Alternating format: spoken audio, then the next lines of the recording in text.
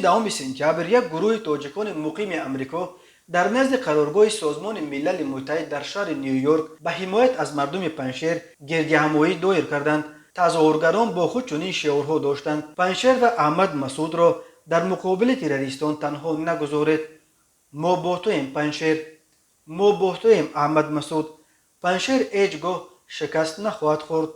تظاهرگران تاجیک از پاکستان طلب کردند که از دخالت در امور افغانستان و اشتراک در قتل عام مردم پنشیر دست بردارد.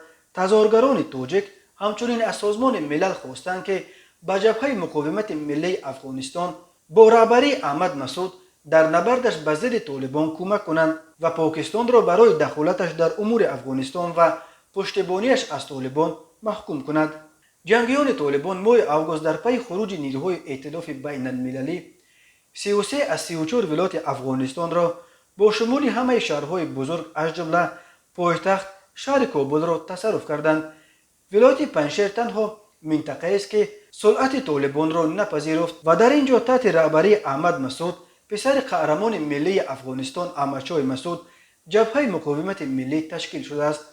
طالبان اخیراً از تصرف اکثر منطقه‌های بزرگ اهالینشین ولایت پنشیر خبر دادند، ولی جبهه مقاومت میگوید تا حال حدود 60% قلمرو این دره را در دست دارد و به مبارزش بر ضد طالبان ادامه میدهد.